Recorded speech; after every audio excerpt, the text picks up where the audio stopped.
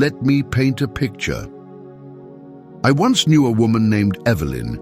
She lived 2 doors down from us. Every morning she'd shuffle outside in her slippers, scowl on her face like she was carrying the weight of the world. Kids would wave. She'd ignore them. Neighbors tried kindness. She shut them down.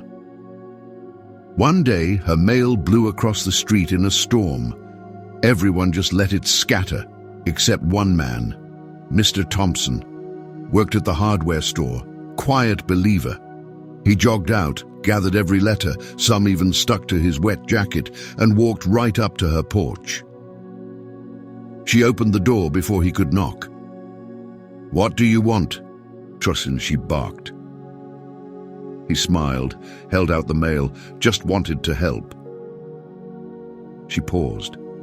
Something softened in her, and a month later, she was in church, his church, because that simple act of love lit a spark in her heart.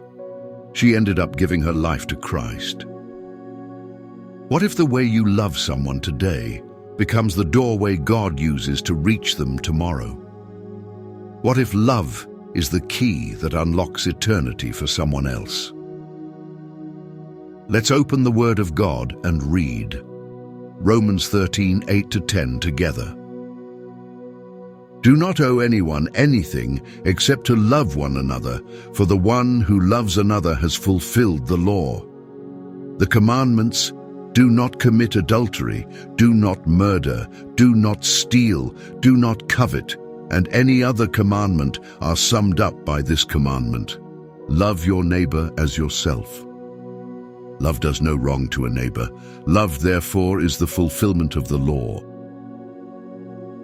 When Paul writes, "Do not owe anyone anything except to love one another," he is not limiting the conversation to financial debt, though Scripture certainly calls us to wise stewardship. His point reaches far deeper. He is saying that there is one obligation we will never fully satisfy, one debt that renews itself every morning the way the sun rises: the debt of love. Every new day places someone in front of us who needs to encounter the love of Christ. Our spouse rubbing sleep from weary eyes, a child needing patience more than instruction, the cashier with tired lines in her face, the stranger who cuts us off in traffic, or the person who wounded us with words they can never take back.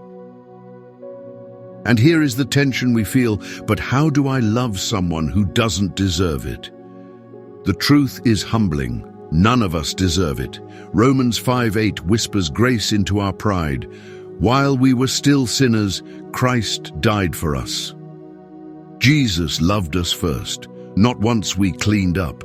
Not once we behaved. Not once we apologized. He loved us when we were cold toward him, indifferent to his sacrifice, even rebellious in our sin.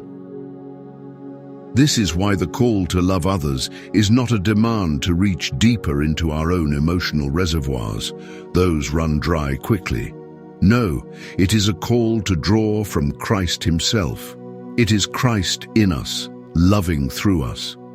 The command is impossible without the cross, but the cross has made it possible. The one who commands us to love also empowers us to love.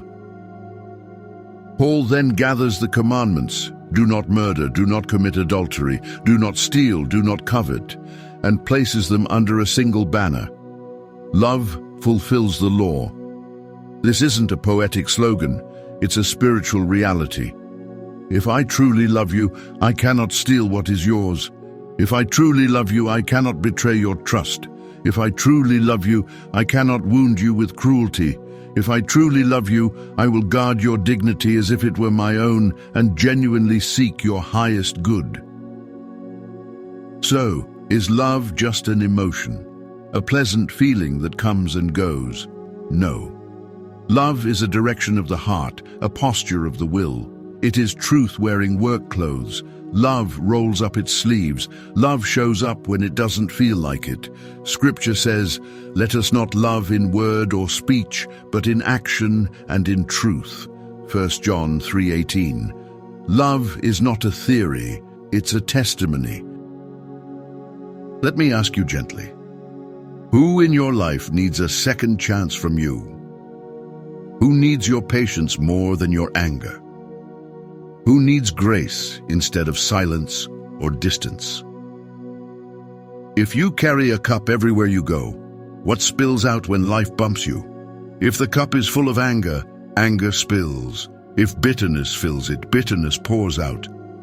But if Christ fills that cup, if His love saturates your mind and heart, then that is what spills out, even under pressure. Maybe especially under pressure. Friend, our world is starving for this kind of love. We live in a time when everyone is trying to win arguments, but few are trying to win souls. Paul calls us to a love anchored in the cross, a love forged in the nail-pierced hands of Jesus, a love that remembers with quiet gratitude, He died for me, so I can live for Him. And when I live for Him, I learn to love like Him, patiently, sacrificially, joyfully, truthfully. This love is not natural. It is supernatural. It is not common.